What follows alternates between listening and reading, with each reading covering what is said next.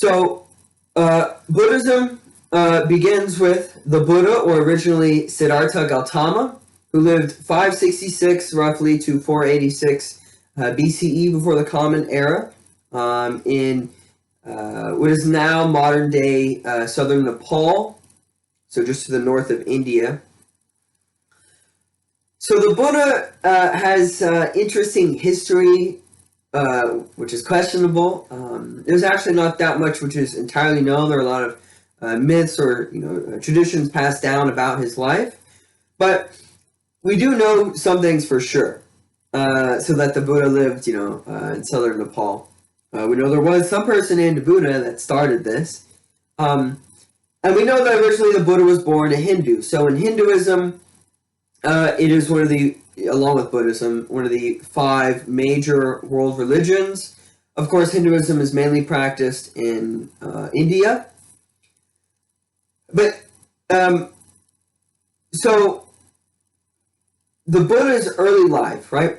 He eventually grows up to become a sramana, someone whose life is dedicated to finding answers to certain spiritual questions, of course. And that is why he becomes the Buddha. Now, in Hinduism, there's this belief in reincarnation, of course. It's a polytheistic religion, right? There are many gods, although that can be debated. Some people want to say, well, no, there are many gods, but they're really just all forms of Brahman, which is just God itself. But anyways, we can just refer to it as a polytheistic religion. The Buddha eventually, at some point in his life, being a sramana, ends up questioning that religious idea that, well, there's just reincarnation and it goes on where you live and then you die and you're reborn based on, the life you lived. If you lived a better life, you'd be reborn into a better person or whatever, or worse, maybe an animal or so on. The Buddha questions that, and he questions then the authority of the Vedas, which are the primary, there are kind of 2 sets of major Hindu texts. You have the Vedas and then the Upanishads, which come a little bit later, and they kind of build on the Vedas. Well, so Buddhism is known as an unorthodox religion or unorthodox school of philosophy because it rejects the authority of the Vedas. It doesn't take what it says as true. Instead, these things have to be proven. So some things they do still believe, but it's not because the Hindu texts say that they are real, right? They require for the Buddhists inference and matters of perception and things like that you can then prove these claims. So some of the things the Buddha rejected are things like, well, he would ask, if after I die I shall just be reborn into some new life, what's the point in trying to make my present situation more comfortable, right? Why should I care about this life that I'm living right now if, well, I could have an infinite more lives to come where I could care about later, right? Maybe right now I just kind of, I go on a murder spree, see what it's like to be a murderer, and then like in the next life, I decide, well, maybe I'll see what it's like to be a priest, right? Like, well, does any life ever matter then, what you do, if you're just going to be reborn into the next one? And this endless cycle, right? Samsara is what it's called, that cycle of reincarnation, death, and rebirth, samsara. Is that cycle of samsara to go on forever? And what is the point of it if it goes on forever, right? Is there any point to our existence? The Buddha asks these questions. Along those lines, he comes to argue with the ideal state, right, which would be the point to our existence. What is that ideal state of existence? And that is, in the ancient Sanskrit, known as moksha, or liberation. So the point of our life is to be liberated from samsara, that cycle of reincarnation. To be liberated. The achievement of that liberation is known as then becoming enlightened, or enlightenment, which is, in the Sanskrit, nirvana. Maybe you've heard that name, the famous 90s grunge band, Nirvana. He ends up coming to this realization that there is this point, and it is to break that cycle of reincarnation by meditating under a Bodhi tree, and thereby becoming a Buddha, which is one who solves the problem of human suffering and seeks to impart this knowledge to others out of compassion. Now, once the Buddha has become enlightened, and actually, I should say real quick, there is, again, going back to the history of the Buddha, the biography, what was the actual life like of the Buddha, of Siddhartha Gautama, before he became the Buddha? Well, there is one story which actually is not believed to be true, but it's interesting, and I think it actually says a lot. And it basically works like this. The Buddha is born from the side of his mother without breaking skin. And upon being born, the Buddha, as a baby, takes steps in each of the four cardinal directions, north, south, east, west. Lotus flowers spring out from under his feet. And I guess you could call it maybe like a sage or a prophet. I don't remember the exact religious name that it would hold in India. But this person says to the parents of the Buddha, who apparently he was born into royalty, he's going to become a king. This person says to the parents of the Buddha that there are two paths which the Buddha is going to take. It is either one of a sramana, which is one who becomes a religious figure, right? Which, of course, we know that's what happened. Or the other possible path was that of a great ruler, conqueror of the world. Well, of course, the parents want the Buddha to become a great ruler, a conqueror of the world, not a religious figure. So they shelter him. They keep him from the outside world. And it's not until he's much older that at one point in time, when he's an adult, he escapes out of the walls of the castle or the city. And for the first time, he sees four things. One, an old person. Two, a sick person. Three, a dying person. And four, a corpse. Now, there's something about that, right? What is it about those four things that are significant, which is why I'm telling this story, even though it's not true. And it's because the Buddha recognizes his fate. And not just his fate, but the fate of every single person that has lived, that is living now, and that will live. We are all destined to die one day. And this leads the Buddha to this profound realization that there is a point to existence, and it is to break that cycle of death and rebirth. So upon this realization, the Buddha creates what is known as the Dharma, or the middle path. And it's supposed to be the way in which you should carry out your life between these two extremes of extreme asceticism and extreme, like luxury and gluttony, things like that, right? So the Dharma, this middle path, has four noble truths. The first, there is suffering. In the ancient Sanskrit, dukkha, there's dukkha. There is always suffering in existence, and not just human existence, but all existence of sentient creatures. The second noble truth, there is the origination of suffering. 3, there is the cessation of suffering, so this suffering can be ended. And 4, there is a way in which it can be ended, which is known as the Eightfold Path. So I'm going to go through the Four Noble Truths, and then we will move on to focus on, in the second Noble Truth, there are 3 characteristics of reality. I'll discuss those 3 characteristics, but we'll focus on one in particular. And then I'll end the rest of this lecture today focusing on that one, which is the doctrine of no self. There is no self.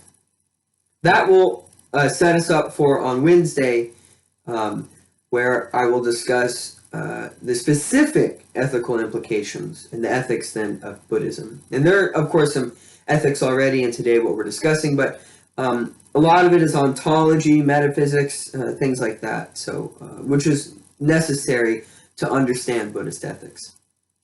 So first, the first noble truth. There is suffering. And there are three ways in which we can say suffering is experienced. The first is suffering due to pain, just physical pain itself, right? I mean, just, I hit my arm or whatever. People break bones. It could be pain through diseases or things like that, right? So you have first the feeling of pain itself, which is what I've been describing, okay? And this is, undeniable to every creature that exists, that there is this kind of pain. But there's also another kind of pain, which is, for the Buddhists, it's really only going to be to those which not are just sentient, but which have consciousness. And that is a sense of dis-ease, or a not being at home with ourselves, something just not feeling right. We can think of this in terms of meaning, right? A loss of meaning. We don't know why we're doing, what is the point in, so a lot of times, think of like a midlife crisis, right? You've lived your life doing something, you thought this is or maybe you didn't really think, you were just doing it. But at some point you realize wow, half my life is gone, have I done anything meaningful, right? Or we could understand this as existential suffering, I think is another way to understand this. Suffering about our existence, and not meaning existence in terms of physical pain, but a mental pain, right? The second way suffering is experienced is suffering due to impermanence. So the Buddhists maintain that there is suffering because we don't get what we want, right? We desire things. I think that's pretty obvious that there are many things we could desire. I don't know, I want to get into a PhD program. Maybe I don't get in, right? And that sucks, you have to deal with that. That's a kind of suffering. We want someone to love us, and they don't, right? We don't get what we want, what we desire. But this is where it's really interesting, at least to me. The Buddhists also argue that we suffer when we do get what we want. When we fulfill our desires, we still suffer. I think that's pretty profound. This idea that, and that means, right, if we're going to suffer from getting things we don't want and suffering from getting things we do want, I mean, that's a kind of, a tough situation, a dilemma, right? There's nothing you can do correctly to end suffering, at least notice involving desire. I'll come back to that in just a moment. But the final one is just suffering due to conditions, which is that impermanence is not only applicable to this life. Rebirth entails re-death, which means after the suffering is ended for this life, it will continue in the next. And we can actually, not just in terms of the belief in reincarnation, talk about suffering that way, but we could talk about suffering in terms of one moment to the next, right? Suffering due to the conditions of every single moment, and we could break everything down in that way.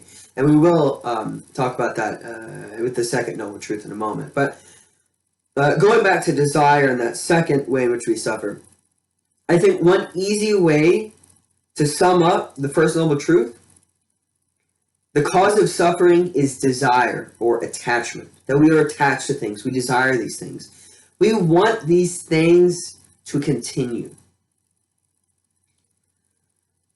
Right? We have, I don't know, we eat some ice cream and it's really good, right? The ice cream's going to run out. And eventually, that feeling, that experience is going to end. Now, of course, maybe that's not as serious, but there are other things like, again, family members, right? Our family members are going to die eventually. Our parents are going to die. We are going to die, of course, right? We want our life and the lives of those we love to continue. We desire that. We are attached to those states, those feelings they bring, and they are not lasting. So that brings us to the second noble truth. The second noble truth is known as the 12-linked, or we can see this through, the 12-linked chain of dependent origination. So if there is suffering, the cause of suffering, is desire, the second noble truth. That is the cause.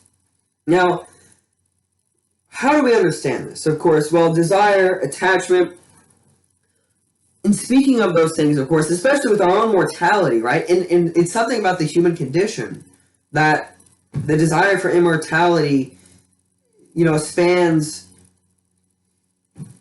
I guess, all of human existence, right? I mean, we could point to all sorts of things throughout human history and see that that continues. Okay, so the 12-linked chain of dependent origination is a way in which we can explain this desire, and it's the desire for permanence. And this is where we get into the metaphysics of Buddhism a little bit, where there's a desire for permanence, meaning things who subsist, they continue throughout time due to their own cause. Right? As where we can look at, so the Buddhists would argue, if we really look at the world, we notice nothing actually subsists throughout time indefinitely or permanently. Everything is dependent on other things, right? So nothing independently exists.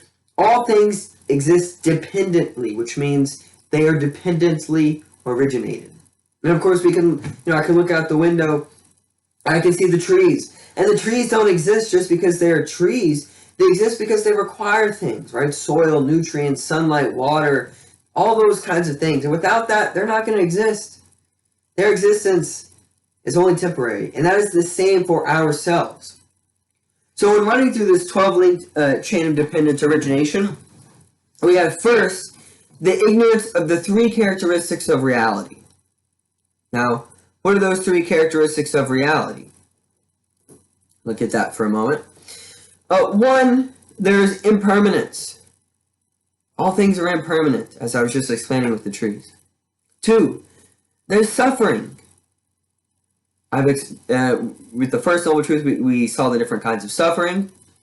And finally, three, and this is perhaps maybe the most controversial, non-self. There is no self. Now, what is meant by self?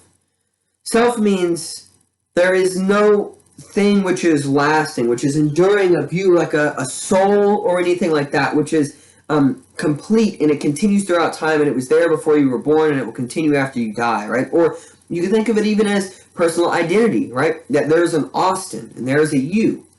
That's a self, right? And somehow I'm still the same Austin I was 10 years ago, right? So we'll get it. I'm going to have to hold off on that for a moment. We'll come back to that. But these are the three characteristics of reality. So, in being ignorant of these three characteristics of reality, the slide did not work there. Okay. Ignorance of these, which means that this just is all existence itself, everything, right? Even non-sentient, unconscious things, material things. These are all impermanent, right? So the ignorance of these three characteristics of reality entails what they call volitions, or samskara, which are psychological imprints, the active forces of karma. And we can understand karma, I think, an easy way. Some people talk about karma as like, oh, what goes around comes around, or like there's some like cosmic piggy bank where you do something good and you deposit some things in the piggy bank and then you can withdraw that, later. Or like you deposit bad things and then so things are going to come back to get you. As if it's some like, invisible hand or something that's doing all of this in the world. A better way to think of karma is that they are psychological imprints, right? And think of how, so think of it this way. When you have a rock, like let's say there's a rock, like it's going to, a cliff, okay? And here's the flat surface and then it goes down. Now, take a drop of water and imagine that is like a psychological imprint. So it could be like a feeling or a thought. Now that one drop of water, okay, it's going to run down the cliff, right, and that's it. It's not really going to do anything to the rock. And then a second drop of water runs down the cliff, right? Still not going to do anything. What happens, though, when that continues, right? When more drops of water continue and they constantly are running down the cliff, it's going to carve out a path, right? This is how waterfalls are formed. This is how rivers are formed, and so on. Through the eventual, it's not one, it's not two, right? But it's a constant stream of water that carves out paths. So what do those paths mean? It means there is no real resistance anymore to the flow of that water, creating a river, a now natural, permanent, we could say, thing. right? A trait of that landmark. Think the same way with karma. Now, when we have a thought, right, like to say something bad, to steal. Well, if I have that thought to steal, if I steal once, that doesn't mean that, like, oh, now I'm a thief and that I'm going to always do those things and now it's just a trait of my character, right? But let's say I go and I steal again. Well, now that I've done it twice, maybe it's more easier to steal a third time, right? And then all of a sudden that becomes normal. And that's how karma works. Where when I steal once, I'm not necessarily going to do it again. But twice, 2 times makes it easier for a third time makes it easier for a fourth time to do it, and so on and so forth. And the thing, it's the same with good deeds as well, right? When you do good things, doesn't mean you're necessarily a good person. It's a trait of you that you're always going to do those things. But the more you do it, the more it becomes kind of imprint in your psychology, right? Think of karma that way. Okay. Now, dependence on these volitions, these psychological traits, brings about 3. Consciousness in the next life, meaning rebirth. And we can think of this as just each psychological state, right? That from one moment to the next.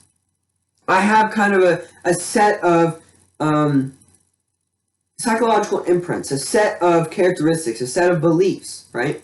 And all these things influence what I do from one moment to the next, right? So in the form of the first moment of consciousness in a new life, from rebirth, occurs because of the desires that led to the performance of actions in a past life. And again, we don't have to think it's necessarily literally I die and we're talking about future lives or past lives. We can just think of this as like day to day, right? Or even moment to moment. Now, on this consciousness of that, depends the occurrence of 4, a sentient body. So due to the first moment of rebirth, consciousness, that organized matter of the fetal body, comes to be a sentient being. On the existence of this depends 5, the 6 organs of sense. So, as the Buddhists understand it, you have the 5 sense organs, of course. But there's also an inner sense, which they understand to be just consciousness, the awareness of these, the different 5 senses, right? Now, on these depend 6, contact or sensory stimulation. Given this, there arises 7, feeling. Feeling in turn causes desire, especially if it's something good, I desire that to continue. I want that again. If it's bad, I want to stay away from it, right? Desire leads to 9, appropriation. The attitude whereby one takes certain things as being me or mine, right? Where I really like sitting in this chair. This is my chair, right? Now somehow this has become attached to me as I understand, right? I've claimed this as something mine because of the feeling that, it's a pretty nice chair, I could sit here, read. It's nice enough, it's low to the ground, it's a good reading chair, I think. Now, this appropriation, though, of course, is dependent on that this exists, right? And at some point, maybe this is going to break, it's not going to exist, and we know that'll lead, suffering. But from this, right, independence on appropriation, there originates becoming. Now, this is number 10. Becoming consists of the volitions that bring about the next rebirth, right?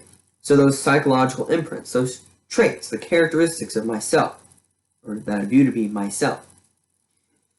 Now, in dependence on this becoming of these volitions, there is birth, or rebirth into the next life. And this is 11. And then dependence on birth, there is 12, old age and death, because it is guaranteed that it will not last. Now, for the Buddhists, this final one, number 12, stands for existential suffering. But the whole point of this is to see that all of this is dependent on the things before it. That what I do tomorrow is dependent on the things I have done throughout my life up till now. Right? All things are dependent. Nothing exists independently. Nothing subsists throughout time. And because of that, because of the ways in which we become attached then to our experiences, we want them to continue, we suffer. So this leads us to the third noble truth, of course. Well, suffering can end. There's a cessation to suffering. Why? Well, we said that the cause of suffering is desire or attachment, but we desire or are attached to things because we are ignorant of the three characteristics of reality: impermanence, suffering, and non-self. Now, ignorance, of course, is something which is remediable, right? We can overcome that by learning the truth. Since it is possible to cure our ignorance by understanding the three characteristics of reality, of course, it is possible to end the feedback loop that is suffering, to accept that all things are impermanent. How? The Noble Eightfold Path. This is the fourth noble truth. The Noble Eightfold Path, seen here with this example of the Dharma wheel, is kind of like, well, maybe it's not perfect, but we can think of it as like virtues, right? There are virtues of wisdom, virtues of morality, virtues of meditation. Virtues of wisdom, well, we must know, have the right view, have the right intention. Virtues of morality, our actions in relation to others and ourselves, of course, are important. So right speech, right action, right livelihood. And we know those don't come about from nowhere. They take practice. They're dependent on previous causes. So it takes right exertion, right self-possession, and right concentration.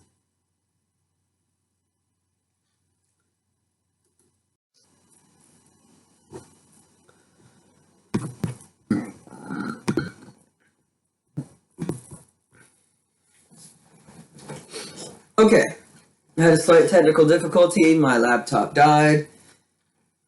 I didn't have it plugged in, so luckily it saved everything I had set up till now. So, but continuing. So, remember, the Buddha's middle way, okay? The middle path is the Dharma, the Four Noble Truths, right? But why is this a middle path or a middle way? Well, an extreme path is not how one achieves enlightenment. And that means philosophy, too, that it is not through extreme devotion to philosophical texts that you achieve enlightenment. In fact, viewing the study of philosophy as some cure, is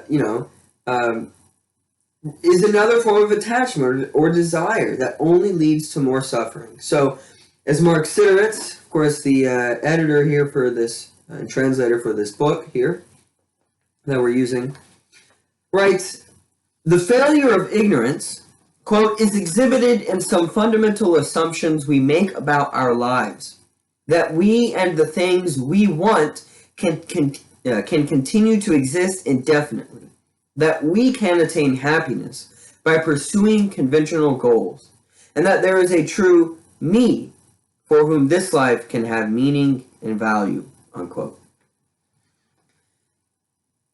So this brings us to the third characteristic of the three characteristics of reality, right? There are, remember, impermanence, suffering, and non-self.